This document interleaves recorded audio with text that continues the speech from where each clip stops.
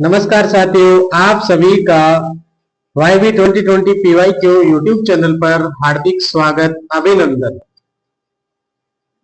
इस क्लास में हम लोग चर्चा करने वाले हैं अपनी जो भर्ती जिस बुक का सॉल्यूशन कर रहे हैं वो है चतुर्थ श्रेणी वाली दिशा वाली परीक्षा 2020 की बुक है।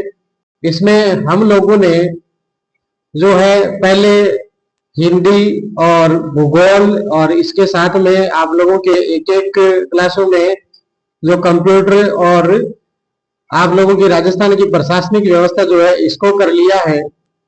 अब हम लोग जो चर्चा कर रहे हैं वो कर रहे हैं आप लोगों के इतिहास की। इतिहास में हम लोग टॉपिक वाइज चल रहे हैं। हमने राजस्थान का एकीकरण और राजस्थान की ऐतिहासिक घटनाएं और स्वतंत्रता आंदोलन कंप्लीट कर लिया है। इस क्लास में हम लोग कंप्लीट करने वाले हैं, वो करने वाले हैं महत्वपूर्ण व्यक्तित्व है जो है वो कंप्लीट करेंगे।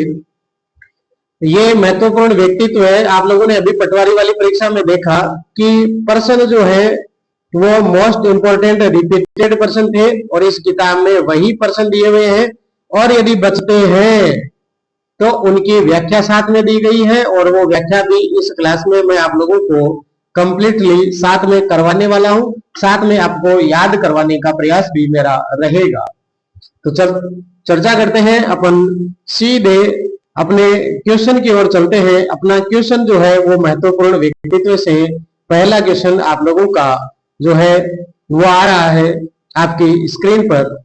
अपना टॉपिक है महत्वपूर्ण व्यक्तित्व है। इसमें है ऐतिहासिक सांस्कृतिक दृष्टि से राजस्थान की अस्थियां जो रही है उनसे संबंधित प्रश्न आपको मिलेंगे और यहाँ पर पहला प्रश्न आप लोगों के बीच आ चुका है। निहाल चंद किस शैली का चित्रकार था? तो निहाल चंद जो है वह किशनगढ़ शैली का चित्रकार था। निहाल चंद किशनगढ़ चित्र शैली का चित्रकार था। व्याख्या देखें, निहाल चंद किशनगढ़ शैली याद रखेंगे। किशनगढ़ शासक सावंत सिंह के प्रसिद्ध चित्रकार रहे हैं निहाल चंद। मतलब निहाल चंद जो है वो सावंत सिंह का दरबारी था और बड़ी ठनी जो है इसकी प्रसिद्ध चित्र है, इसका प्रसिद्ध निहाल चंद का। इसे भारत की मोनालिसा कहते हैं और सावंत सिंह के काल को जो है किशनगढ़ चित्र शैली का स्वर्णिम काल कहा जाता है। किशनगढ़ शैली का स्वर्णिम काल जो है वो सावंत सिंह के काल को कहते हैं। निहाल चंद सावंत सिंह के काल में हुआ। निहाल चंद का प्रमुख चित्र बड़ी ठनी है। बड़ी ठनी को भारत की मोनालिसा कहा जाता है। चर्चा करते हैं अपन अगले क्वेश्चन की। अगला क्वेश्चन है, कौन वागड़ की मीरा के नाम से जानी जाती है?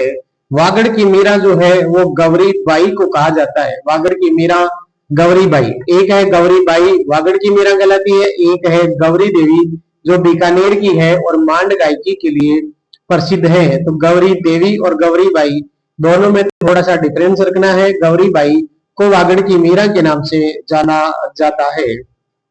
देखेंगे हम लोग व्याख्या दी हुई है आप लोगों की कि डूंगरपुर के जो नागर ब्राह्मण परिवार में जन्मी कृष्ण भक्त कवित्री मीराबाई को वागड़ की मीरा कहा जाता है। डूंगरपुर महारावल शिव सिंह ने गौरीबाई के लिए 1839 में बाल मुकुंद मंदिर का क्या करवाया था? निर्माण करवाया था। ये निर्माण किसके द्वारा करवाया गया था? तो महारावल शिव सिंह के द्वारा करवाया गया था। और कौन से मंदिर का? बाल मुकुंद मंदिर का। और कब करवाया गया? 1839 में। और कल 1829 से लेकर पटवारी एग्जाम में प्रश्न था कि राजस्थान में अंग्रेजों द्वारा सती प्रथा का जो प्रतिबंध नियम है वो कब लाया गया? तो 1829 में लाया गया था। उसका आंसर भी 1829 था। तो जो गौरी बाई है उसका परिवार नागर ब्राह्मण परिवार में और डूंगरपुर में हुआ। याद रखना, महारावल शिव सिंह ने जो है बाल मुकुंद मंदिर का निर्माण करवाया था। अगला क्वेश्चन है, ये किताब में थोड़ा सा सही नहीं था उसकी वजह से नहीं दिखाई दे रहा है, अगले पेज से आपको स्पष्ट दिखाई देगा। बीकानेर की गायिका अल्लाह जिल्लाबाई किस कौन सी राग गाने के लिए प्रसिद्ध है? तो वो अपनी मांड गायन के लिए प्रसिद्ध है। तो अल्लाह जिल्लाबाई मांड गायन से संबंधित है। अल्लाह जिल्लाबाई का संबंध बीकानेर जिले से हैं। अल्लाह जिलाबाई मांड गायकी है और बीकानेर जिले से संबंधित है। अगला क्वेश्चन है, सॉरी व्याख्या है, अल्लाह जिलाबाई मांड गायिका है, बीकानेर की निवासी है। अल्लाह जिलाबाई को राजस्थान की मरु कोकिला कहते हैं। अल्लाह जिलाबाई को राजस्थान की मरु कोकिला कहा जाता है। मांड गायिका का गाया अल्लाह जिलाबाई का केसरिया बालम गीत किसके द्वारा गाया गया? अल्लाह जिलाबाई का मांड गायिका में गाया गया। आज राजस्थान की पहचान बना हुआ है। यह वर्तमान में राजस्थान की पहचान बना हुआ है। कला एवं साहित्य में उनके योगदान के लिए 1982 ईस्वी में अल्लाह जिलाबाई को पद्म श्री से सम्मानित किया गया। उनकी गायिका की स्मृति में बीकानेर में अखिल भारतीय मांड गायन समारोह का आयोजन होने लगा है। कहां पर होता है? अखिल भारतीय मांड गायन समारोह का आयोजन कहां होने लगा है? बीकानेर में। अल्लाह जिलाबाई को कौन सा अवार्ड मिला है? पद्म श्री। कब मिला है? 1982 ईस्वी में मिला है। नेक्स्ट है, गौरी देवी राजस्थान की किस लोक संगीत गायन शैली से जुड़ी हुई है? तो गौरी बाई का संबंध जो है वागड़ की मीरा से है और गौरी देवी का संबंध जो है वो मांड गायन से है। गौरी देवी बीकानेर की, अल्लाह जिलाबाई भी बीकानेर की रहने वाली थी। महारावल शिव सिंह ने गौरी बाई के लिए बाल मुकुंद मंदिर का निर्माण 1829 में करवाया था और गौरी देवी मांड गायन से संबंधित है। देखते हैं अपन व्याख्या इस क्वेश्चन की। गौरी देवी पाली की प्रसिद्ध मांड गायिका है, बीकानेर की नहीं है भाई। अल्लाह जिलाबाई जो है वो बीकानेर की है, गौरी देवी है वो पाली की है, थोड़ा सा करेक्शन करना। पाली की प्रसिद्ध मांड गायिका, इन्हें बचपन से ही लोक संगीत का क्या मिला है? माहौल वह तालीम मिली है। गौरी देवी भैरवी युक्त मांड गाती है। गौरी देवी का संबंध राजस्थान के कौन सी जिले से है? पाली जिले से है। भैरवी युक्त मांड गायन के लिए कौन सी गायिका प्रसिद्ध हुई है? गौरी देवी हुई है। गौरी देवी का संबंध जो है वो कौन सी गायन शैली से है? मांड गायन शैली से है।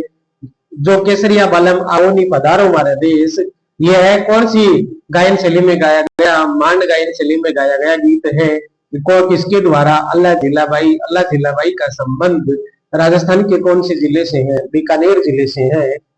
ये हम लोगों ने याद कर रखा है और याद रखना, महारावल शिव सिंह ने गौरी बाई के लिए जो बाल मुकुंद मंदिर का निर्माण 1829 में करवाया था। अगला प्रश्न, राव बीका ने किस वर्ष बीकानेर नगर की स्थापना की थी? तो राव बीका ने बीकानेर नगर की स्थापना जो है 1488 ईस्वी में की थी। ऑप्शन नंबर 2 करेक्ट रहेगा। निहाल चंद को तो नहीं भूल गए ना आप लोग इतनी देर में? अरे निहाल चंद है ना, जिसने बड़ी टनी भारत की मोनालिसा, सावन सिंह के काल में किशनगढ़ शैली का जो दरबारी चित्रकार था, सावन सिंह के काल को किशनगढ़ शैली का स्वर्णिम काल कहा जाता है। बीकानेर को राव बीका ने 1465 से 1488 के मध्य बसाया। नागौर, उदयपुर और बीकानेर शहरों का स्थापना दिवस वैशाख शुक्ल अक्षय तृतीया, वैशाख शुक्ल तृतीया को ही अक्षय तृतीया के नाम से जानते हैं। अक्षय तृतीया का मतलब है आखा तीज, और आखा तीज को राजस्थान में क्या होता है? सर्वाधिक बाल विवाह होते हैं या अबूझ सावा होता है को मनाया जाता है। तो बीकानेर की स्थापना 1465 से 1488 के मध्य राव बीका ने की थी। एक आंसर पूछे तो 1488 देना है। नेक्स्ट क्वेश्चन है, कटी बंधु या कवि बांधव के नाम से राजस्थान का कौन सा राजा प्रसिद्ध था? तो विग्रह राज चतुर्थ जो है वो कटी बंधु या कवि बांधव के नाम से प्रसिद्ध था। इन्हें विग्रह राज चतुर्थ या बिसलदेव के नाम से भी जाना जाता है। इन्होंने ही जो है बिसलपुर बांध की नींव रखी थी या निर्माण करवाया था, जो राजस्थान का सबसे बड़ा पेयजल स्रोत है, कृत्रिम पेयजल स्रोत जो बनास नदी पर बना हुआ है। व्याख्या देखें, बिसलदेव 1158 से 1158 ईस्वी में विग्रह राज चतुर्थ अजमेर का शासक बना। 1158 में अजमेर का शासक बना विग्रह राज चतुर्थ। इन्होंने दिल्ली के तोमरू और दिल्ली में मुसलमानों को पराजित कर उन पर क्या कर लिया था? अधिकार कर लिया था। पूछा जाए कि राजस्थान में चौहान वंश का वह शासक जिसने दिल्ली पर अधिकार किया था तो वो था विग्रहराज चतुर्थ, या फिर कह सकते हैं बिसल देव। इसने दिल्ली में किनको हराया था? तो तोमरों को हराया था। और किनको हराया था? तो मुसलमानों को हराया था। और दिल्ली पर क्या कर लिया था? अधिकार कर लिया था। किसने कर लिया था? विग्रहराज चतुर्थ ने। नेक्स्ट है, समकालीन लोग इन्हें कवि बांधव या कटी बंधु के नाम से पुकारते हैं। विग्रहराज चतुर्थ कवि बंधु या कटी बंधु के नाम से जाना जाता है। इन्होंने संस्कृत में हरिकेली नाटक विग्रहराज चतुर्थ के द्वारा रचित नाटक है। और यह कौन सी भाषा में लिखा गया है? तो संस्कृत में लिखा गया है। ललित विग्रहराज का लेखक जो है वो सोमदेव है। ललित विग्रहराज का लेखक सोमदेव है। और यह विग्रहराज चतुर्थ का दरबारी कवि था। ललित विग्रहराज सोमदेव की रचना है। ये व्यक्तित्व में भी आ रहा है और अपने साहित्य एवं बोलियों में भी उपयोगी रहेगा। ललित विग्रहराज सोमदेव जो है विग्रहराज चतुर्थ का दरबारी कवि था, याद रखना। नेक्स्ट क्वेश्चन है, जोधपुर शहर की स्थापना जो है वो की गई थी। तो जोधपुर शहर की स्थापना किसने की थी? वो की थी भाई आप लोगों की राव जोधा ने। रणमल का पुत्र था राव जोधा। हंसा भाई वाली आवल बावल की संधि, उसके बाद में रणमल की हत्या होती है, आपको पता है, मेवाड़ में। उससे वहां से फिर जोधा भागता है और जोधा भागकर आपने वो डोगरी वाली कहानी भी सुनी होगी कि ये कहीं पर युद्ध से लौट कर जा रहा होता है शाम को, और डोगरी कहती है कि तुम भी जोधा की तरह है ना मूर्ख है, खिचड़ी को बीच से खाने का प्रयास कर रहा है, बीच से नहीं करनी इसको। पहले साइड साइड से कहा, फिर जोधा ने वैसा ही किया, साइड साइड से जीते। तो व्याख्या में देखें आप, कहानी नहीं सुनानी है। राव जोधा 1438 से 1489 ईस्वी ने मंडोर, फलोदी, पोखरण, सिवाना, नागौर आदि पर आधिपत्य स्थापित किया। तो पहले जोधपुर के आसपास का जो क्षेत्र था वहां पर आधिपत्य स्थापित किया राव जोधा 1438 से 1489। और उसके बाद में शक्ति संगठन के बाद राव जोधा ने 1462 ईस्वी में मंडोर से 6 मील दक्षिण में जोधपुर शहर की नींव रखकर उसे अपने बृहत राज्य की नई राजधानी बनाया। तो 1462 ईस्वी में राव जोधा ने जोधपुर शहर को बसाया। राव जोधा ने जोधपुर में चिड़िया टूक नामक पहाड़ी पर मेहरानगढ़ का दूसरा नाम है मयूर ध्वजगढ़ नामक दुर्ग का निर्माण करवाया। और ये भी 1462 में ही है। तो राव जोधा ने 1462 ईस्वी में, है ना, 1462 ईस्वी में क्या किया? आपकी जोधपुर शहर की नींव रख दी है। और चिड़िया टूक पहाड़ी पर, कौन सी पहाड़ी पर? चिड़िया टूक पहाड़ी पर जो है वो कौन सा दुर्ग बनवा रहे हैं? मयूर ध्वजगढ़, जिसे हम प्यार से मेहरानगढ़ के नाम से जानते हैं। तो मेहरानगढ़ दुर्ग का निर्माण राव जोधा ने करवाया। और राव जोधा ने कौन सी पहाड़ी पर करवाया? चिड़िया टूक पहाड़ी पर करवाया, याद रखना। फिर आगे चलते हैं। राव जोधा ने दिल्ली के सुल्तान बहलोल लोदी की एक सेना को परास्त करके प्रतिष्ठा प्राप्त की थी। डॉक्टर गौरीशंकर हीराचंद ओझा राव जोधा को जोधपुर के प्रथम प्रतापी शासक मानते हैं। तो डॉक्टर गौरीशंकर हीराचंद ओझा है वो जोधपुर का प्रथम प्रतापी शासक राव जोधा को मानते हैं। ये पूछा जा सकता है, मेरे को इम्पोर्टेंट नहीं लगता है, लेकिन ये जरूर इम्पोर्टेंट है कि राव जोधा ने दिल्ली के किस शासक को हराया था? तो सुल्तान बहलोल लोदी को हराया था। राव जोधा ने दिल्ली के किस शासक को हराया था? तो सुल्तान बहलोल लोदी को हराया था। मेहरानगढ़ दुर्ग का निर्माण राव जोधा ने 1462 ईस्वी में चिड़िया टूक पहाड़ी पर करवाया था। उम्मीद है कि आप लोगों को अच्छे से याद हो रहा होगा। नेक्स्ट है, यदि आप लोगों को अच्छा लग रहा है और आप लोग मेरे साथ जुड़े हुए हैं तो क्या आप लोग एक प्यारा सा कमेंट नहीं कर सकते? जब मैं आप लोगों से ये आपको याद करवाने का प्रयास कर रहा हूं, आप लोगों के लिए यदि कक्षा उपयोगी है तो आपसे आग्रह है कि आप चैनल को सब्सक्राइब करें, अपने वीडियो को लाइक करें और एक प्यारा सा कमेंट जो मुझे मोटिवेशन देगा और ऊर्जावान बनाए रखेगा वो जरूर करें। आप सभी का बहुत बहुत धन्यवाद, उसके लिए आभार। नेक्स्ट प्रश्न है, भरतपुर के जाट रियासत के संस्थापक कौन थे? तो जाट रियासत का संस्थापक जो है वो कौन था वो तो पता नहीं सर हमें, लेकिन जाटों का अफलातून सूरजमल कहलाता है। जाटों का अफलातून कौन कहलाता है? सूरजमल कहलाता है। और इस सूरजमल जो है वो संस्थापक नहीं है, संस्थापक है वो वास्तविक संस्थापक चूड़ामन है। भरतपुर का जो जाट रियासत है उसका संस्थापक चूड़ामन है। पूछा जा सकता है, मेरे अनुसार इंपॉर्टेंट है, चूड़ामन याद रखना। भरतपुर जाट रियासत का संस्थापक है चूड़ामन। 18वीं शताब्दी के मध्य में राजस्थान के पूर्वी भाग विशेषकर भरतपुर और धौलपुर पर जाट वंश का शासन था। भरतपुर और धौलपुर पर किस वंश का शासन था? जाट वंश का शासन था। और भरतपुर के स्वतंत्र जाट राज्य का संस्थापक कौन बताया गया है? चूड़ामन को बताया गया है।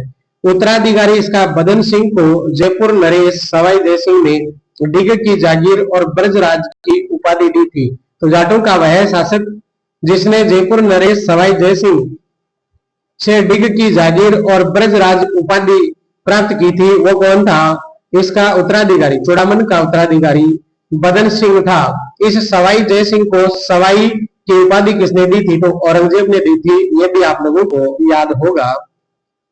इनके पुत्र सूरजमल, अब देखो आपका चूड़ामन से बदन सिंह और बदन सिंह के बाद में आया है सूरजमल, जिसे जाटों का अफलातून या जाट जाति के प्लेटो कहलाते हैं। इनके बचपन का नाम सुजान सिंह था। सूरजमल के बचपन का नाम सुजान सिंह था। ने सोदर के निकट भरतपुर में एक नवीन दुर्ग का निर्माण करवाया तथा इसे अपनी राजधानी बनाया।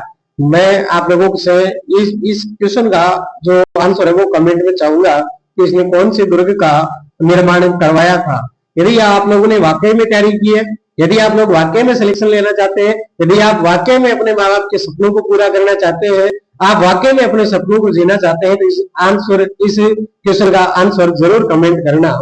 इनके पुत्र जवाहर सिंह ने विदेशी लड़ाकों की एक पेशेवर सेना बनाई और इनका उत्तराधिकारी था जवाहर सिंह, है ना। उन्होंने विदेशी लड़ाकों की एक क्या बनाई? पेशेवर सेना बनाई। इनके उत्तराधिकारी रणजीत सिंह ने 1803 ईस्वी में अंग्रेजों से क्या कर ली थी? संधि कर ली थी। तो भरतपुर जाट रियासत चूड़ामन के बदन सिंह, फिर आप लोगों के सूरजमल और 1803 ईस्वी में ये क्वेश्चन याद रखना कि भरतपुर का वह शासक जिसने अंग्रेजों से संधि की रणजीत सिंह था। कौन था? रणजीत सिंह आप लोगों को याद रखना है। नेक्स्ट क्वेश्चन है वह है मारवाड़ के किस शासक का पालन पोषण गोराधाय ने किया जिसे मारवाड़ की पन्नाधाय कहा जाता है? जिसे मारवाड़ की पन्नाधाय कहा जाता है। जो जसवंत सिंह का पुत्र था, जो जसवंत सिंह का पुत्र था, जिसका जन्म जो है वो काबुल की तरफ हुआ था। मैं आपको याद दिलवा दूं, जिसका जन्म काबुल की तरफ हुआ था और जिसे मारवाड़ के यूलिसेस वीर दुर्गादास राठौड़ का संरक्षण प्राप्त था, वो था आपका अजीत सिंह। तो महाराज अजीत सिंह जो है वो उनको बचाने के लिए गोराधाय ने अपने पुत्र का क्या किया था? बलिदान दिया था। व्याख्या देखें। व्याख्या है गोराधाय ने 1679 में मेहतरानी का वेश धारण कर गोपीनाथ रूप सिंह की हवेली दिल्ली में है, वहां से पालने में कुंवर अजीत सिंह को उठाकर उनके स्थान पर अपने पुत्र को सुला दिया। इस प्रकार गोरा ने अजीत सिंह के समवयस्क अपने पुत्र को मातृभूमि पर न्यौछावर कर अजीत सिंह को अपना पुत्र घोषित कर उन्हें बचाया था। तो अजीत सिंह को बचाने वाली थी गोराधाय और गोराधाय को मारवाड़ की पन्नाधाय कहते हैं। उन्होंने बचाया कब था? तो 1679 ईस्वी में बचाया था। अजीत सिंह उत्तराधिकारी किसका था? तो ये जसवंत सिंह का उत्तराधिकारी था। जसवंत सिंह का उत्तराधिकारी था। और ये किसके संरक्षण में था? तो ये वीर दुर्गादास राठौड़ के संरक्षण में था। याद रखना है आप लोगों को। तो अजीत सिंह को बचाने वाली थी गोराधाय, जिसे मारवाड़ की पन्नाधाय के नाम से जाना जाता है। नेक्स्ट, अजीत सिंह मारवाड़ की स्वतंत्रता के क्या थे? आधार थे। उन्हें अपनी ममतामयी गोद प्रदान कर गोराधाय संपूर्ण मरुधरा की क्या बन गई? जननी बन गई। धन्य है वो माँ जिसने अपने देश रक्षा के लिए अपने पुत्र का बलिदान दिया और अपने स्वामी को बचाया। धन्य है वो माँ। अगला क्वेश्चन आप लोगों के बीच आ रहा है वो है निम्नलिखित में से मेवाड़ के किस शासक को शिशु अवस्था में पन्नाधाय ने अपने पुत्र का बलिदान देकर बचाया? ऊपर वाला प्रश्न था वो गोराधाय मारवाड़ से संबंधित था, उसने अजीत सिंह को, जसवंत सिंह के पुत्र को बचाया था। अब यहाँ पर पूछा है मेवाड़ रियासत का वह शिशु अवस्था में पन्नाधाय ने, किसने? पन्नाधाय ने अपने पुत्र का बलिदान देकर बचाया था। पन्नाधाय ने अपने पुत्र चंदन का बलिदान देकर बचाया था। और जो महाराणा प्रताप के पिता भी थे और महाराणा अमर सिंह द्वितीय के या प्रथम के जो है दादा कहलाते थे, और जो अपने हाड़ी रानी कर्मावती के पुत्र थे वो थे आपके Maharana Uday Singh. Option number 3 correct रहेगा, महाराणा उदय सिंह आप लोगों का यहाँ पर आंसर रहेगा। इसकी व्याख्या देखें, व्याख्या में आपको और ज्यादा समझ में आएगा। पन्नाधाय चित्तौड़गढ़ के पास स्थित माताजी की पांडोली गांव के निवासी हरचंद हाकला की पुत्री थी और सूरजमल चौहान की क्या थी? पत्नी थी। 1536 ईस्वी में विक्रमादित्य की हत्या की बनवीर जो है वह नामक अवैध दासी पुत्र मेवाड़ का शासक बना। उसने उदय सिंह की भी हत्या कर दी। मतलब मेवाड़ शासक विक्रमादित्य की हत्या करता है कौन? आपका बनवीर। और फिर किसकी हत्या करना चाहता है शासक बनने के बाद में? उदय सिंह की। तो इस हत्या करने का प्रयास करता है, लेकिन पन्नाधाय ने अपने पुत्र चंदन का बलिदान देकर महाराणा उदय सिंह द्वितीय रानी कर्मावती के पुत्र को दासी पुत्र बनवीर से क्या करती है? बचाती है। और पन्नाधाय उदय सिंह को कीरत व वारिन दंपति के संरक्षण में कुंभलनेर के किलेदार राजा देवपुरा के पास ले गई, जहां कुंभलगढ़ में उदय सिंह का लालन पालन वह 1537 ईस्वी में यही राज्याभिषेक हुआ। पन्नाधाय जो है तो उदय सिंह का राज्याभिषेक भी कहाँ होता है? कुंभलगढ़ में। आपको पता है 9 मई 1540 ईस्वी को अखेराज सोनगरा की पुत्री, आप लोगों को जयवंता बाई याद होगी, जयवंता बाई के गर्भ से कोमलगढ़ के कटारगढ़ की जूनी कचहरी में ज्येष्ठ शुक्ल तृतीया को महाराणा प्रताप का क्या होता है? जन्म होता है। और ये किलेदार कौन था? आशा देवपुरा था। किलेदार कौन था? आशा देवपुरा था, याद रखना भाई। और इसी कारण पन्नाधाय बलिदान और स्वामी भक्ति के लिए मेवाड़ के इतिहास में क्या हो गई? प्रसिद्ध हो गई। नेक्स्ट, कर्नल जेम्स टोड ने राठौड़ों का यूलिसेस कहा है, तो इसका आंसर रहेगा वीर दुर्गादास राठौड़। वीर दुर्गादास राठौड़ क्या कहलाते हैं? राठौड़ों के यूलिसेस कहलाते हैं। वीर दुर्गादास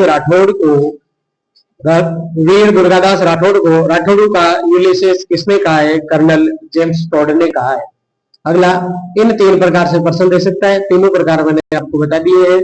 अगला क्वेश्चन आप लोगों की स्क्रीन पर, वह जसवंत सिंह के मंत्री आस्करण के पुत्र थे। दुर्गादास को मारवाड़ का अणबिंदिया मोती कहते हैं, मारवाड़ का चाणक्य कहा जाता है। ये वही है जिनके संरक्षण में अजीत सिंह जसवंत सिंह का पुत्र था, जिन्हें गोराधाय ने बचाया था। अजीत सिंह का संरक्षण करता दुर्गादास राठौड़ था। कर्नल जेम्स टोड ने इन्हें राठौड़ों का यूलिसेस कहा है। वीर दुर्गादास राठौड़ की बात चल रही है, जो आस्करण के क्या थे? पुत्र थे। आस्करण भी मंत्री पद पर नियुक्त थे, इनमें जसवंत सिंह के काल में। महाराजा जसवंत सिंह के निधन के बाद राजकुमार अजीत सिंह की रक्षा व उन्हें जोधपुर पुनः दिलाने में दुर्गादास की महती भूमिका रही है। तो वीर दुर्गादास की महती भूमिका आप लोगों के यहाँ रही है। नेक्स्ट है, वह विख्यात गजल गायक जगजीत सिंह का पैतृक निवास स्थान निम्न में से कौन सा है? तो ये जगजीत सिंह नाम याद रखना आप लोग। ये गजल गायकी से संबंधित है। तो जगजीत सिंह राजस्थान गजल गायकी से संबंधित है और राजस्थान के श्री गंगानगर जिला इनका पैतृक जिला है। व्याख्या देख ले। गजल किंग के नाम से विख्यात हुए जगजीत सिंह ने गजल गायकी में अलग मुकाम स्थापित किया। श्री गंगानगर में जन्मे जगदीश सिंह को 2003 में पद्म भूषण से सम्मानित किया गया। तो जगजीत सिंह को 2003 में पद्म भूषण से सम्मानित किया गया। अर्थ, प्रेम गीत, सरफरोशी, वीर जारा, डेंजर सहित कई नामी फिल्मों में गाए उनके गीत लोगों की जुबान पर रहते हैं। वर्ष 2012-13 में इन्हें मरणोपरांत राजस्थान रत्न से सम्मानित किया गया। संधि आपको पता है मरणोपरांत में कौन सी है? गुण संधि है। मैंने आप लोगों को बता रखा है ना कि ओ जहां पर ए ओ और अर जहां पर दिखे वहां पर कौन सी संधि करनी है? गुण संधि करनी है। मरणोपरांत में मरण धन उपरांत मरणोपरांत, जैसे गणेश विनायक विधायक, इनमें क्या होती है? गुण संधि होती है। हाँ भाई, बिल्कुल बिल्कुल, आप लोगों को याद नहीं है तो वहां जाकर याद कर लो संधि वाली क्लास में। जयपुर फुट के निर्माता कौन है? जयपुर फुट के निर्माता, पटवार परीक्षा 17 अगस्त 2025 को पूछा गया सवाल है, जयपुर फुट के निर्माता कौन है? तो डॉक्टर पीके सेठी। सेम ऑप्शन के साथ प्रश्न पूछा गया है, सेम ऑप्शन के साथ पटवारी परीक्षा में, अपने लिए भी इंपॉर्टेंट है, याद रखना। पीके सेठी जो है तो वो जयपुर फुट के निर्माता है। सर जयपुर फुट है क्या? हमने ये भी देखा है, तो जयपुर फुट है क्या? कृत्रिम पेड़ है भाई, जयपुर फुट कृत्रिम पेड़ है, और इसकी व्याख्या आप लोग यहाँ से देख पाओगे। अंतरराष्ट्रीय ख्याति प्राप्त अस्थि रोग विशेषज्ञ डॉक्टर पीके सेठी का जन्म 23 नवंबर 1927 को वाराणसी में हुआ। इन्होंने जयपुर फुट कृत्रिम पेड़ का आविष्कार किया। डॉक्टर सेठी ने 1954 शल्य चिकित्सक के रूप में जयपुर स्थित सवाई मान सिंह चिकित्सालय की सेवा में प्रवेश कर अपनी क्या दी है? सेवाएं दी है। डॉक्टर सेठी 1954 से राजस्थान में जुड़े और शल्य चिकित्सक के रूप में इन्होंने काम किया। एसएमएस हॉस्पिटल जयपुर में इन्होंने सेवाएं दी है ना। 1927 आ रहा है ना यहाँ पर, 23 नवंबर 1927। तो पीके सेठी और पीके सेठी का जन्म होता है वाराणसी में, और राजस्थान में गंग नहर लाई जाती है। याद रहेगा, बिल्कुल याद रखना है। तो पीके सेठी का तो 1927 में जन्म हुआ, राजस्थान में गंग नहर आई जो राजस्थान की प्राचीनतम नहर है। क्या बात है जी। नेक्स्ट है आप लोगों के, वो है राजस्थान के पंडित विश्व मोहन भट्ट का संबंध किस वाद्य यंत्र से स्थापित किया जा सकता है? तो राजस्थान के पंडित विश्व मोहन भट्ट का संबंध किस वाद्य यंत्र से स्थापित किया जा सकता है? तो ये सितार वादक थे, मोहन वीणा इनका जो है प्रसिद्ध वाद्य यंत्र था, मोहन वीणा। इन्हीं के नाम पर जो है इस वीणा का नाम मोहन वीणा पड़ा है। इसमें आप व्याख्या देखें, प्रसिद्ध सितार वादक का नाम है पंडित विश्व मोहन भट्ट, मोहन वीणा से संबंधित है। एक नई राग लेकर आए, गौरी अम्मा का क्या करते हैं? सर्जन करते हैं। गौरी अम्मा जो है इसका सर्जन करने वाले कौन रहे हैं? तो विश्व मोहन भट्ट रहे। विश्व मोहन भट्ट मुख्यतः कौन सा वाद्य यंत्र बजाते थे? सितार बजाते थे, मतलब वीणा बजाते थे। और विश्व मोहन जी के पश्चिमी गिटार में वीणा, सरोद एवं सितार का संमिश्रण कर 14 तारों युक्त एक वीणा का निर्माण किया, जिसमें मोहन वीणा कहते हैं। पूछा जाए कि मोहन वीणा में कितने तार होते हैं? तो 14 तार होते हैं। इसका आविष्कार किसने किया? तो विश्व मोहन भट्ट ने किया। विश्व मोहन भट्ट का संबंध कौन से वाद्य यंत्र से है? सितार से है या फिर मोहन वीणा से है? याद रखना। इन्होंने कौन सी नई राग को जन्म दिया? गौरी अम्मा को जो जन्म दिया या सृजन किया।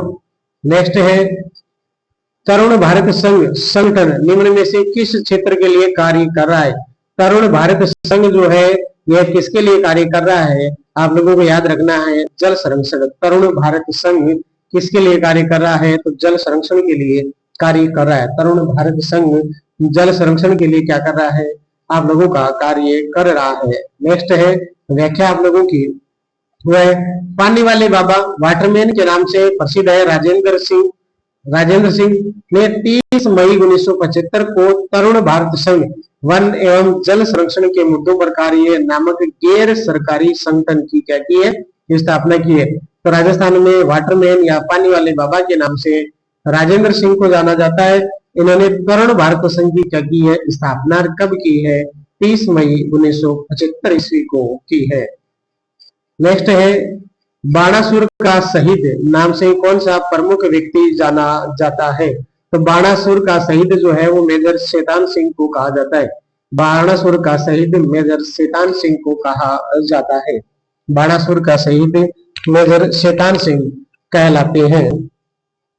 व्याख्या देखें, बाणासुर का शहीद के नाम से विख्यात मेजर शैतान सिंह का जन्म 1 सितंबर 1924 को फलोदी जिले में, पूर्व में जोधपुर जिला के बाणासुर गांव में हुआ। तो बाणासुर का शहीद मेजर शैतान सिंह बाणासुर गांव फलोदी जिले में जन्मे 1924 में। इन्हें मरणोपरांत परमवीर चक्र से सम्मानित किया गया। तो मरणोपरांत इन्हें कौन सा चक्कर मिला? परमवीर चक्र। मेजर शैतान सिंह आपका बाणासुर फलोदी जिले से संबंधित है।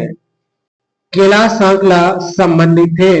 तो कैलाश सांकला का संबंध, मेरे को ये क्वेश्चन इंपॉर्टेंट लगता है। और कैलाश सांकला का संबंध जो है चतुर्थ श्रेणी के लिए मैं जितनी बातें करता हूँ, और अन्य विषय एग्जाम के लिए नहीं है। आप यदि हाई कोर्ट के लिए भी देखना चाहते हैं तो भी देख सकते हैं, इसमें भी कोई समस्या नहीं है। लेकिन हम अभी जो फोकस कर रहे हैं वो कर रहे हैं चतुर्थ श्रेणी एग्जाम को। तो बाघ संरक्षण के लिए कैलाश सांकला को जाना जाता है। तो देखते हैं अपन कैलाश सांकला बाघ संरक्षण इनसे संबंधित जो व्याख्या दी गई है वो देखते हैं। व्याख्या है, बाघ संरक्षण एवं बाघ परियोजना से जुड़े कैलाश सांकला का जन्म 1925 में जोधपुर में हुआ। तो बाघ संरक्षण से संबंधित है कैलाश सांकला, और कैलाश सांकला का संबंध राजस्थान के जोधपुर जिले से है। 1972 में भारत सरकार ने सांकला को बाघ परियोजना का संस्थापक निदेशक नियुक्त किया। सांकला ने दी टाइगर, टाइगरलैंड और गाइड्स ऑफ गॉड्स पुस्तकें लिखी है। कैलाश चंद सांकला बाघ परियोजना के जनक कहलाते हैं। इन्होंने कौन कौन सी पुस्तकें लिखी हैं? दी टाइगर, टाइगरलैंड और गाइड्स ऑफ गॉड्स जो पुस्तकें हैं वो कैलाश सांकला द्वारा लिखी गई है। टाइगर मैन, इन्हें भारत सरकार ने पद्मश्री से भी सम्मानित किया है। इन्हें टाइगर मैन उपनाम से जाना जाता है। कैलाश सांकला को कौन सा अवार्ड मिला है? पद्मश्री मिला है। इन्हें क्या भी कहा जाता है? टाइगर मैन भी कहा जाता है। इनकी पुस्तकें हैं दी टाइगर, टाइगरलैंड और गाइड्स ऑफ गॉड्स जो है इनकी पुस्तकें हैं। अब देखो ये क्वेश्चन भी मेरे को इंपॉर्टेंट लगता है। ये क्वेश्चन भी इंपॉर्टेंट लगता है, सारे इंपॉर्टेंट है वैसे, लेकिन मेरी दृष्टि में जो है वो मैं बोल दे रहा हूँ।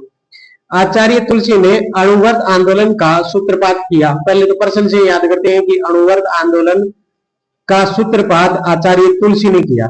अणुव्रत आंदोलन का सूत्रपात आचार्य तुलसी ने किया। नेक्स्ट है वो है आचार्य तुलसी तेरापंथ संप्रदाय के आचार्य। आचार्य तुलसी का संबंध कौन से संप्रदाय से है? तेरापंथ संप्रदाय से है। आचार्य तुलसी ने अणुव्रत व आचार्य महाप्रज्ञ ने प्रेक्षा ध्यान का सिद्धांत दिया।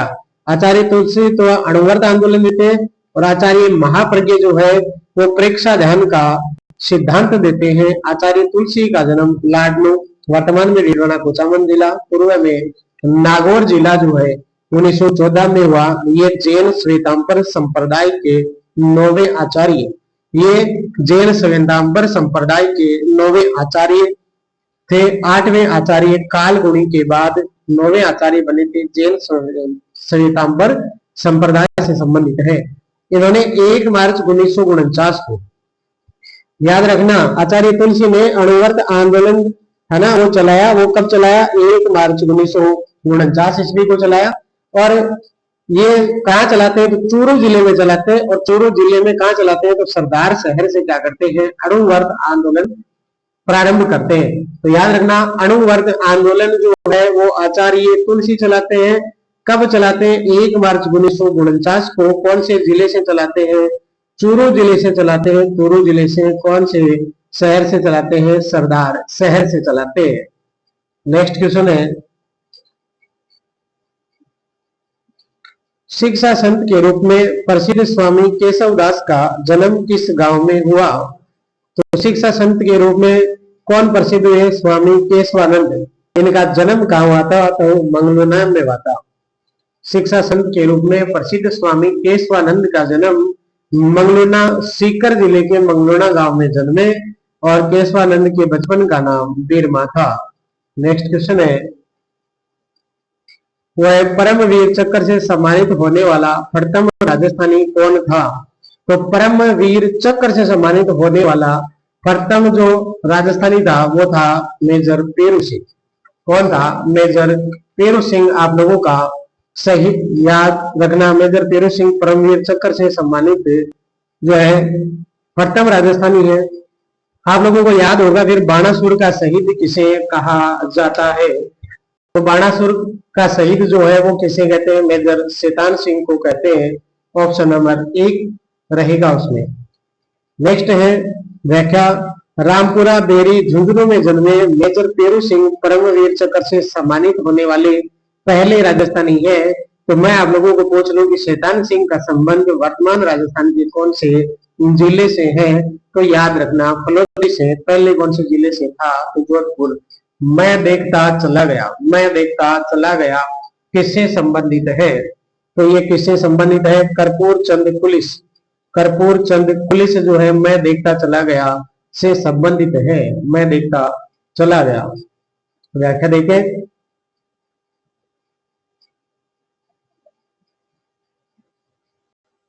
कर्पूर चंद पुलिस का जन्म 20 मार्च 1926 को टोंक के सोडा गांव में हुआ था। उन्होंने 7 मार्च 1956 को संडे दैनिक के रूप में राजस्थान पत्रिका नामक समाचार पत्र आरंभ किया। उन्होंने शब्द वेद नामक ग्रंथ की रचना की। कर्पूर चंद पुलिस का जन्म 20 मार्च 1926 को टोंक के सोडा गांव में हुआ था और पुलिस उनका उपनाम था। पुलिस जो है कर्पूर चंद पुलिस का उपनाम था। उन्होंने कविता करने के लिए जो है कर्पूर चंद ने पुलिस नाम अपनाया था। इनके द्वारा 3 पुस्तकें प्रकाशित की गई है।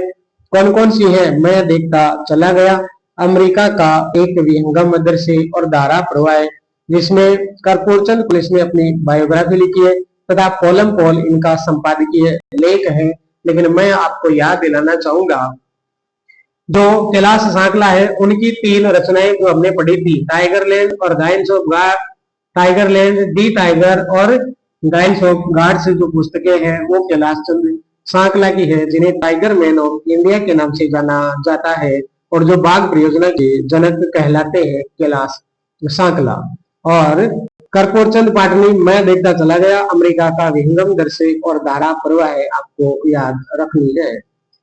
अगला क्वेश्चन है, राजस्थान के कृपाल सिंह शेखावत ने उनके किस क्षेत्र में योगदान के लिए 1976 में पद्मश्री पुरस्कार प्राप्त हुआ है? तो कृपाल सिंह शेखावत है, उनको 1976 में पद्मश्री मिल चुका है, ये याद रखना। कृपाल सिंह शेखावत को 1976 में पद्मश्री मिल चुका है, ये याद रखना। और कृपाल सिंह शेखावत का संबंध ब्लू पोट्री से है। कृपाल सिंह शेखावत का संबंध ब्लू पोट्री से है।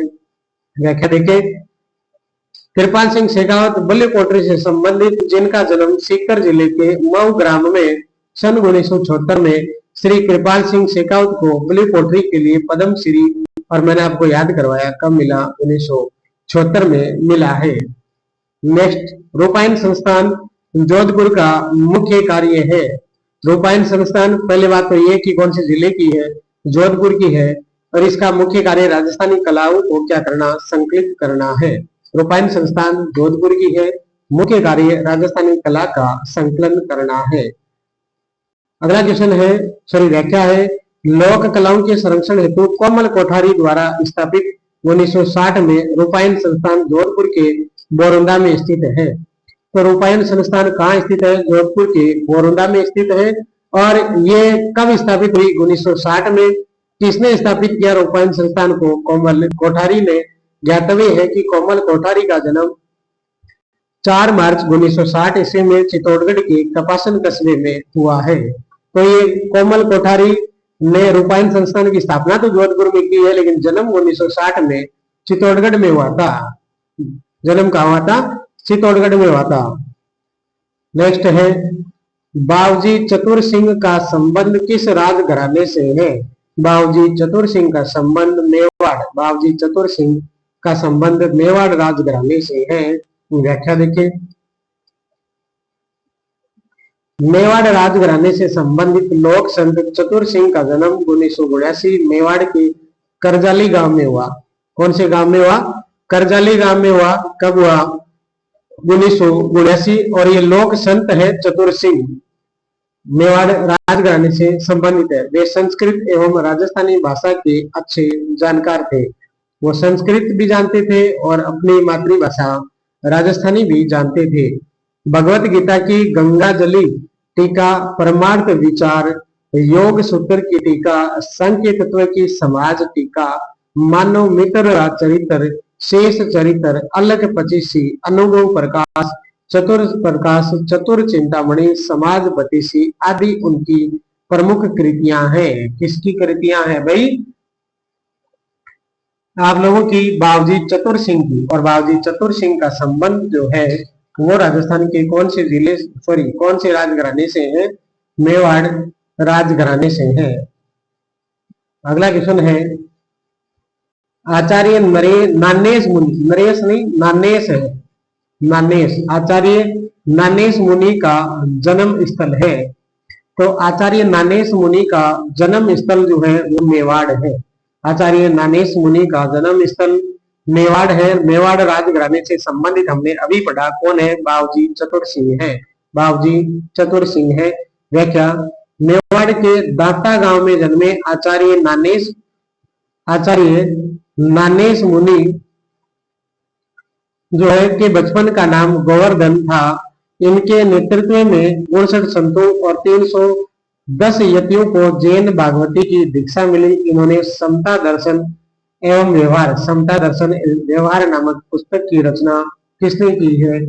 नानेश ने की है ना। आचार्य नानेश ने कौन से पुस्तक की रचना की? समता दर्शन एवं व्यवहार नामक पुस्तक की रचना आचार्य नानेश ने की है, जिसमें समरसता की विशद विवेचना की गई है। इसमें समरसता की विशद विवेचना की गई है। समरसता की विशद विवेचना समता दर्शन एवं व्यवहार नामक पुस्तक जो आचार्य नानेश द्वारा रचित है में की गई है। नेक्स्ट है, राजस्थान में पत्रकारिता के भीष्म पिता कहलाते हैं, तो वो कहलाते हैं पंडित जाबरमल शर्मा। ये मोस्ट रिपीटेड प्रश्न है, पूछा जा सकता है, सीधा सीधा याद रखना। इसमें व्याख्या मैं केवल पढ़ रहा हूं आप लोगों के लिए, बाकी व्याख्या कोई इंपॉर्टेंट है नहीं। आपको भीष्म पितामह याद रखना, पत्रकारिता याद रखना और पंडित जाबरमल शर्मा याद रखना। नेक्स्ट है व्याख्या, पंडित जाबरमल शर्मा का जन्म 1888 ईस्वी में कब होता है? 1888 ईस्वी में होता है, और ये झुंझुनू जिले में खेतड़ी के निकट जसरापुरा में हुआ था। 1905 में कलकत्ता से प्रकाशित होने वाले ज्ञानोदय का संपादन आरंभ किया। ज्ञानोदय में भी कौन सी संधि है? ज्ञान धन उदय गुण संधि। इन्होंने ज्ञानोदय का प्रकाशन 1905 में कलकत्ता से आरंभ किया। उन्हीं दिनों मारवाड़ी बंधु नामक पत्र का भी संपादन इन्होंने कलकत्ता से किया। 1909 में वे भारत साप्ताहिक के संपादक बनकर मुंबई चले गए। तो मुंबई से इन्होंने संपादक के रूप में कार्य किया, और कौन से पत्रिका के लिए? भारत साप्ताहिक के लिए इन्होंने ये काम किया। 1914 में उन्होंने कलकत्ता में रहकर कलकत्ता समाचार के संपादन का क्या संभाला? भार संभाला। 1925 में उन्होंने दिल्ली से प्रकाशित हिंदू समाचार का संपादन किया। उन्हें राजस्थान में पत्रकारिता का भीष्म पितामह कहा जाता है। यही इंपॉर्टेंट है, और इसमें यह ध्यान रख लेना साथ में कि हम लोग पंडित जाबरमल शर्मा को पढ़ रहे हैं।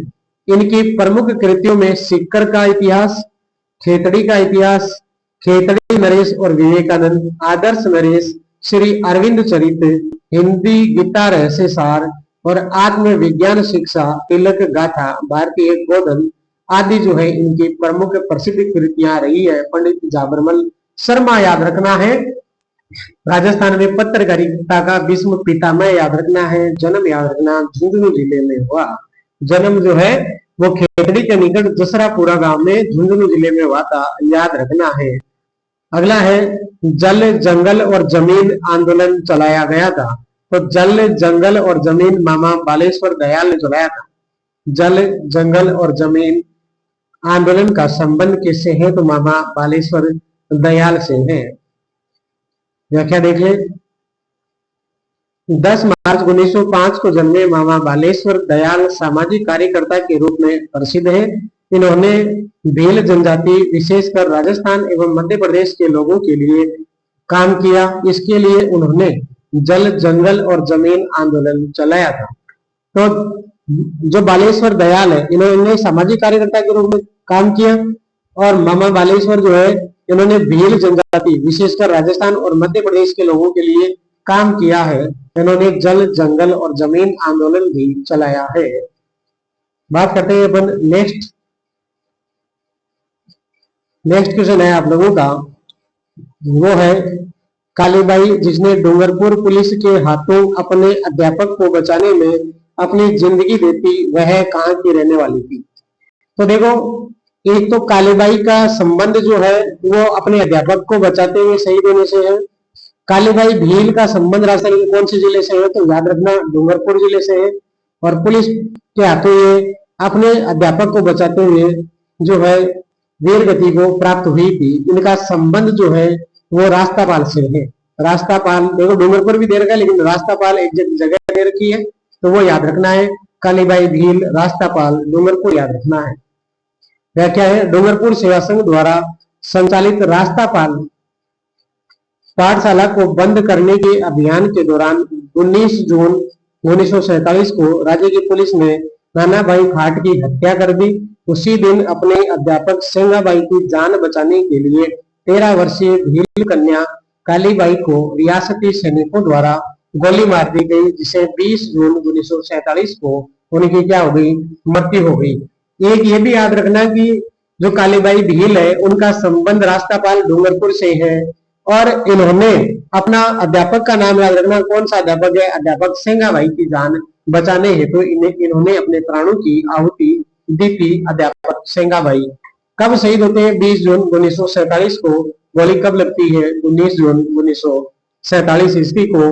जो विद्यालय संचालित था वो किसके द्वारा था? डूंगरपुर सेवा संघ द्वारा रास्तापाल में था। अगला क्वेश्चन है, मोतीलाल तेजावत किस गांव के निवासी थे? ये क्वेश्चन आप लोगों को यहाँ 3 एग्जामों के नाम लिखे हुए दिखा दे रहे हैं, इतने में नहीं, मोस्ट रिपीटेड क्वेश्चन है, ये याद रखना आप लोगों को। तो इनका संबंध कोल्यारी गांव से है। मोतीलाल तेजावत का संबंध कोल्यारी गांव से है। अरे मोतीलाल नेहरू नहीं है, चाचा नेहरू के पिताजी नहीं है वो, ये मोतीलाल तेजावत है, कोल्यारी गांव से संबंधित है। अब देख ले व्याख्या। व्याख्या है, इनका जन्म 1886 में मेवाड़ के कोल्यारी गांव में हुआ। इनका जन्म 1886 में मेवाड़ के कोल्यारी गांव में हुआ।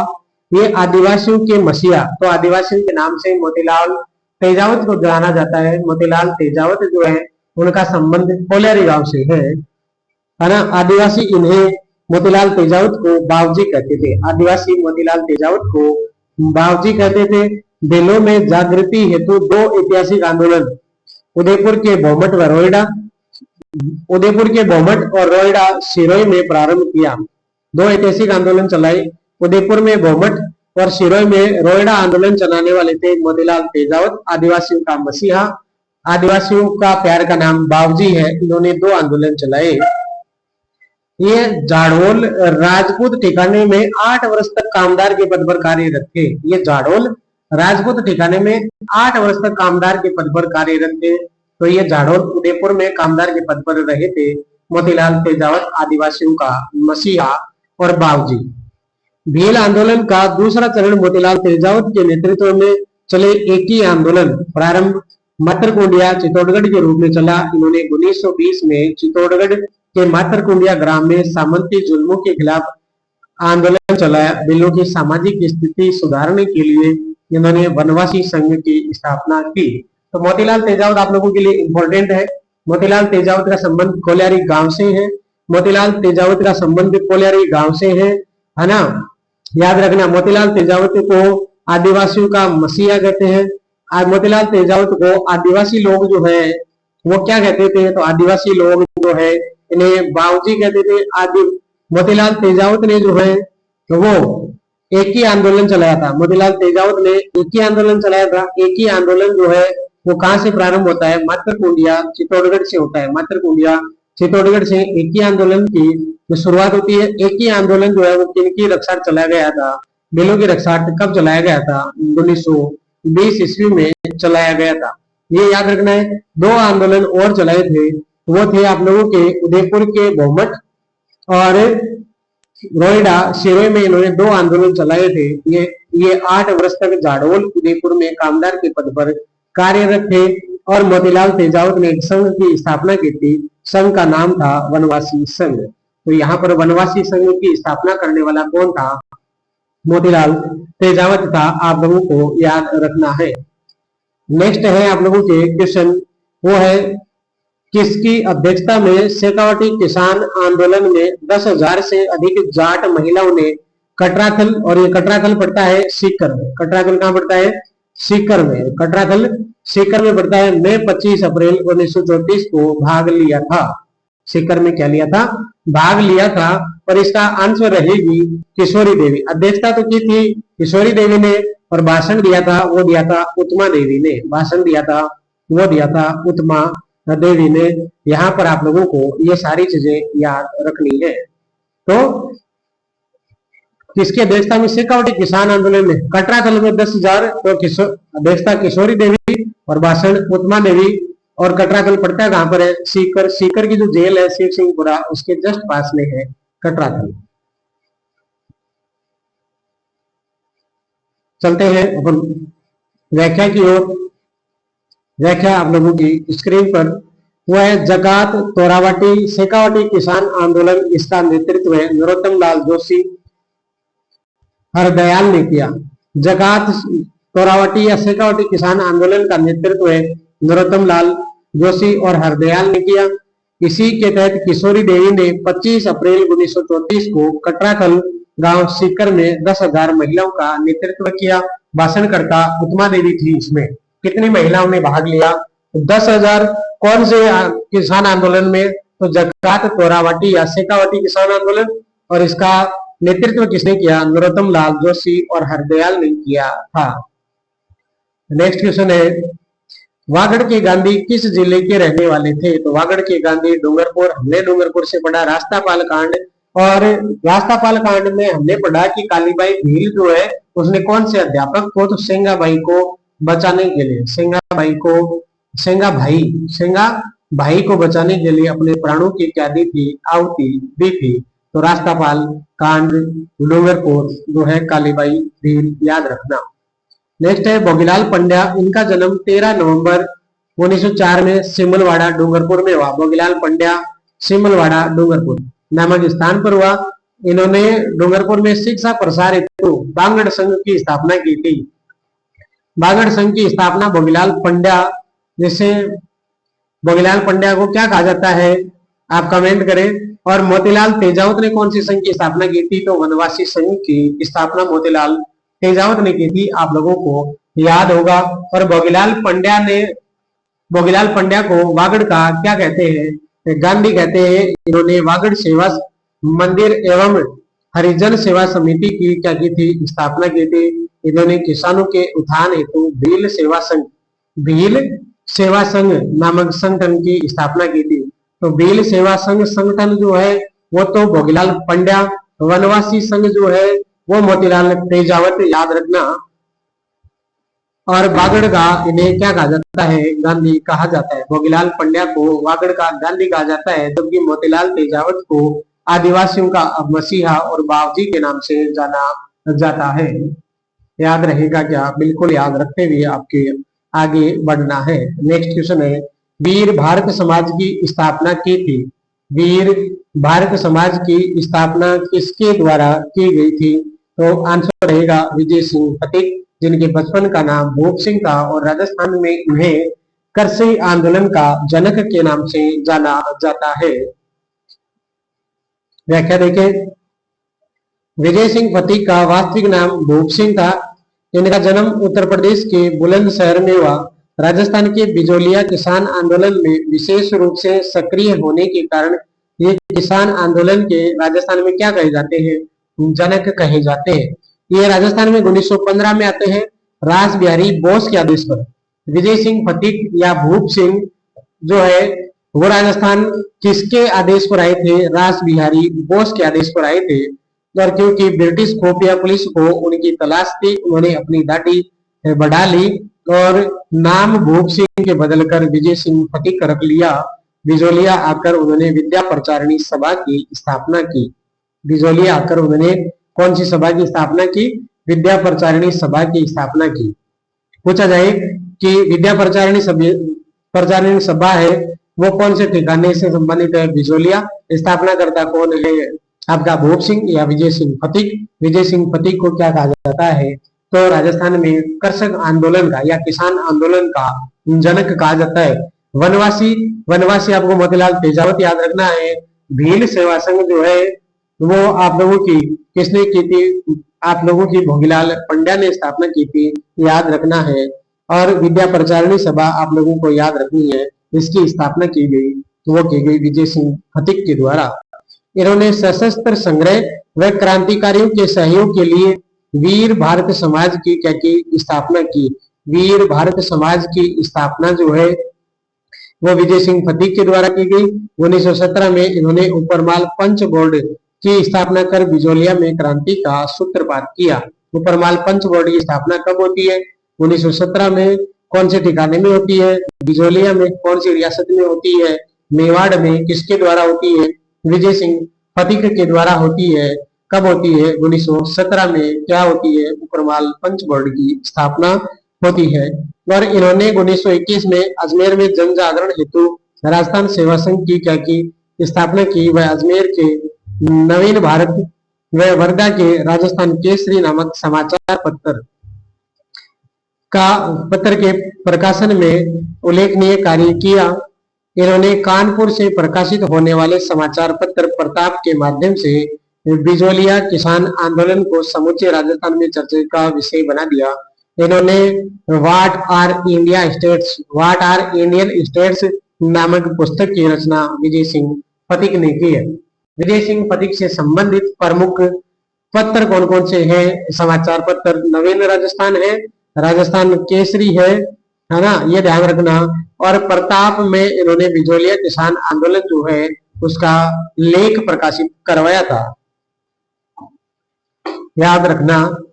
तो और इनकी पुस्तक का नाम विजय सिंह फतीक की व्हाट आर इंडियन स्टेट्स है। विजय सिंह फतीक का मूल नाम क्या था? बच्चे बच्चे को पता है, भूप सिंह बुलंदशहर में जन्मे थे और रास बिहारी बोस के आदेश पर जो है राजस्थान आए थे 1915 में। इन्होंने उपरमाल पंच बोर्ड की स्थापना 1917 में की थी और जन जागरण हेतु राजस्थान सेवा संघ की स्थापना 1921 में इनके द्वारा की गई थी। अगला क्वेश्चन देखते हैं। इस क्वेश्चन का आंसर तो हो गया है आप लोगों के लिए। अगला क्वेश्चन है, राजस्थान के जयपुर में राजनीतिक चेतना को सर्वप्रथम जन्म देने वाले थे। राजस्थान के जयपुर में राजनीतिक चेतना को सर्वप्रथम जन्म देने वाले थे अर्जुनलाल सेठी। कौन थे? अर्जुनलाल सेठी। आपका ऑप्शन नंबर 2 रहेगा। जयपुर में राजनीतिक चेतना, जन जागृति नहीं है, राजनीतिक चेतना है, ध्यान रखना। देखो मैं पुनः दिखा दूं आप लोगों को, ये देखो, ये राजनीतिक चेतना है, ये जन जागृति नहीं है। राजनीतिक चेतना जयपुर रियासत में जन्म देने वाले अर्जुनलाल सेठी है। अर्जुनलाल सेठी है। अब आप इसकी व्याख्या देखें। अर्जुनलाल सेठी, इनका जन्म 1889 में जयपुर के जैन परिवार में हुआ था। इनका जन्म 1889 ईस्वी में जयपुर के जैन परिवार में हुआ था। ये आप लोगों को 1889 नहीं है, 1880 है। आप लोग थोड़ा करेक्शन कर ले।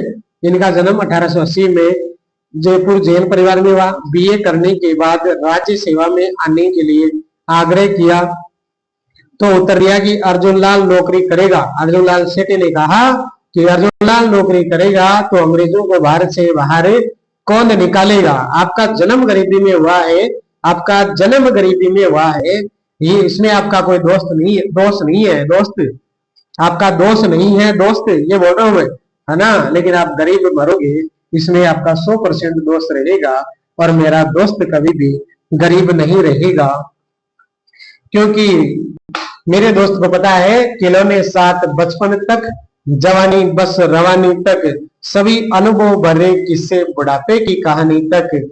और ये मेरे दोस्त को पता है कि ये मेरी जिंदगी के आखिरी पल तक का सहारा है। ये चतुर्थ श्रेणी भविष्य मेरा है, ये चतुर्थ श्रेणी भविष्य मेरा है।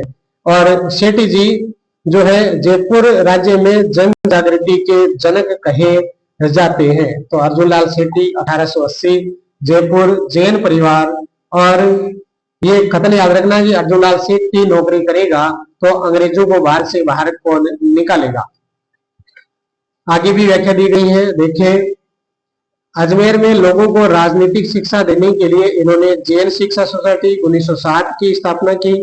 1908 में जैन वर्धन पाठशाला को जयपुर स्थानांतरित कर इसमें क्रांतिकारियों को प्रशिक्षण दिया जाने लगा। क्रांतिकारियों को क्या दिया जाने लगा? प्रशिक्षण दिया जाने लगा।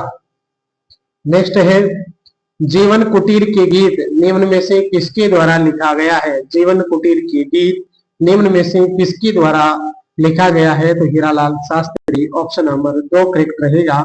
जीवन कुटीर के गीत, जीवन कुटीर के गीत हीरालाल शास्त्री, याद रखना है।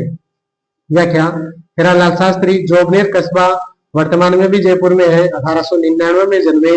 हमने अभी अर्जुनलाल सेठी 1880 जयपुर पढ़ा था, अब पढ़ रहे हैं हीरालाल शास्त्री जयपुर 1899। 1899 1900 में मैंने आप लोगों को एक अकाल पढ़ाया था। कौन सा पढ़ा था? छपने अकाल पढ़ा था, है ना। हीरालाल शास्त्री, अच्छा सर छपने अकाल में जन्मे हुए हैं? हाँ भाई देख लो। शास्त्री वन स्थली विद्यापीठ नामक महिला शिक्षण संस्थान के संस्थापक के रूप में जाने जाते हैं। तो शास्त्री को किस रूप में जाना जाता है? वन स्थली विद्यापीठ नामक महिला शिक्षण संस्थान। वन स्थली विद्यापीठ का संबंध किससे है? महिला शिक्षा से है। और इनका संस्थापक किसे जानते हैं? हीरालाल शास्त्री को जानते हैं। वन स्थली को इन्होंने 1929 में भावी कार्य क्षेत्र के रूप में चुना। इनके द्वारा पत्नी रतन शास्त्री के सहयोग से 6 अक्टूबर 1935 को शांताबाई कुटीर, जीवन कुटीर की स्थापना की गई, जो बाद में वन स्थली विद्यापीठ 1943 में के रूप में विकसित हुई। शास्त्री जी जयपुर के लोकप्रिय मंत्रिमंडल के प्रथम मुख्यमंत्री बने। उनका एक गीत प्रलय प्रतीक्षा नमो नमो बहु लोकप्रिय हुआ। इनकी आत्मकथा का नाम प्रत्यक्ष जीवन शास्त्र है। हीरालाल शास्त्री की जो आत्मकथा है उनका नाम प्रत्यक्ष जीवन शास्त्र है। स्वतंत्रता सेनानी श्री प्रताप सिंह बारहट को की जन्म स्थली है। स्वतंत्रता सेनानी प्रताप सिंह बारहट की जन्म स्थली पूछा है। ये वो स्वतंत्रता सेनानी है जिसने कहा कि मेरी माँ रोती है तो रोने दो, मेरी माँ रोती है तो रोने दो, मैं हजारों माओं के रोने का कारण नहीं बन सकता। ये वो है प्रताप सिंह बारहट जो केसरी सिंह का पुत्र था और जिसके चाचे का नाम जोरावर सिंह बारहट था। बताओ आपका क्या आंसर रहेगा? प्रताप सिंह बारहट का संबंध कहाँ है? शाहपुरा भीलवाड़ा से है। प्रताप सिंह बारहट का संबंध जो है वो शाहपुरा भीलवाड़ा से है। व्याख्या देखें, व्याख्या है आप लोगों की। प्रताप सिंह बारहट का जन्म 1893 ईस्वी में हुआ, शाहपुरा भीलवाड़ा में हुआ। इन्होंने अर्जुनलाल सेठी की जैन पाठशाला में प्रशिक्षण प्राप्त किया था। अर्जुनलाल सेठी अभी पढ़ के आए ना हम लोग, याद है क्या? बिल्कुल याद है सर। 1880 ईस्वी जयपुर में जन्मे अर्जुनलाल सेठी, और इन्होंने जो है कहा था कि अर्जुनलाल नौकरी करेगा तो अंग्रेजों को भारत से बाहर कौन निकालेगा। इन्होंने जैन वर्धन पाठशाला को जयपुर 1908 में स्थानांतरित किया था, जो क्रांतिकारियों को क्या देने का काम करती थी? प्रशिक्षण देने का काम करती थी।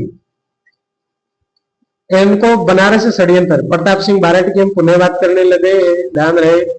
बनारस षड्यंत्र केस में 5 वर्ष के कठोर कारावास की सजा होने पर भारत सरकार ने गुप्तचर निदेशक चार्ल्स क्लीवलैंड ने बरेली जेल पहुंचकर इनसे भेंट की और रास बिहारी बोस की गतिविधियों की जानकारी देने के लिए प्रलोभन देते हुए कहा कि तुम्हारी माँ दुखी है। तब प्रताप सिंह ने कहा कि मेरी माँ को रोने दो, जिससे किसी अन्य माँ को न रोना पड़े। अपनी माँ को हंसाने के लिए मैं हजारों माताओं के को रुलाना नहीं चाहता। ऐसा कहने वाला वीर सेनानायक कौन था? प्रताप सिंह बारहट। पता नहीं ये प्रताप नाम में कुछ ऐसा है, मरना प्रताप हो या प्रताप सिंह बारहट हो। अब एक तो ये कौन सी जेल में बंद थे? बरेली जेल में। कौन मिला? क्लीवलैंड मिला। और किससे संबंधित जानकारी प्राप्त करना चाहते हैं अंग्रेज? रास बिहारी बोस। रास बिहारी बोस वही है जिसके आदेश पर विजय सिंह पथिक राजस्थान आए हैं। विजय सिंह पथिक जिन्हें राजस्थान में किसान आंदोलन का जनक कहा जाता है, जिन्होंने उपरमाल पंच बोर्ड की स्थापना की, जिन्होंने राजस्थान सेवा संघ की स्थापना की थी, और इन्होंने जो है आप लोगों के नवीन राजस्थान केसरी, तरुण राजस्थान और प्रताप समाचार पत्रों से संबंधित है। उन विजय सिंह पथिक को राजस्थान भेजने का काम इन्होंने किया था, रास बिहारी बोस ने। और ये कहने वाला कि मेरी माँ रोती है तो रोने दो, जिसे अन्य माँ को न रोना पड़े। अपनी माँ को हंसाने के लिए मैं हजारों माताओं को रुलाना नहीं चाहता। पढ़ते पढ़ते मतलब रोंगटे खड़े हो रहे हैं मेरे तो। ये कहने वाले की कितनी हिम्मत होगी आप सोच सकते हो। नेक्स्ट क्वेश्चन है आप लोगों का, क्रांतिकारी रचना चेतावनी राचुंट्या जो है ये किसके द्वारा लिखी गई थी? तो ये लिखी गई थी प्रताप सिंह बारहट के पिता और जो जोरावर सिंह बारहट है उनके भाई, बड़े भाई केसरी सिंह बारहट के द्वारा चेतावनी राचूंटा केसरी सिंह बारहट ने लिखी थी। केसरी सिंह बारहट के बारे में जानते हैं, प्रताप सिंह के बारे में हमने जाना। बरेली जेल में ये बंद थे। बरेली जेल में प्रताप सिंह बारहट की मैं बता रहा हूँ, बरेली जेल में बंद थे, ये याद आपको रखना है। केसरी सिंह बारहट 21 नवंबर 1872 को देवपुरा भीलवाड़ा जिला में, ये देखो पिता का जन्म होता है देवपुरा भीलवाड़ा में, बेटे प्रताप सिंह का जन्म होता है शाहपुरा भीलवाड़ा में। जन्मे केसरी सिंह बारहट कवि व महान क्या हुए हैं? देशभक्त हुए। इन्होंने वीर भारत सभा नामक गुप्त क्रांतिकारी संगठन की क्या की है? स्थापना की है। महत्वपूर्ण योगदान दिया। साधु प्यारे राम हत्याकांड में इन्हें 20 वर्ष की सजा हुई।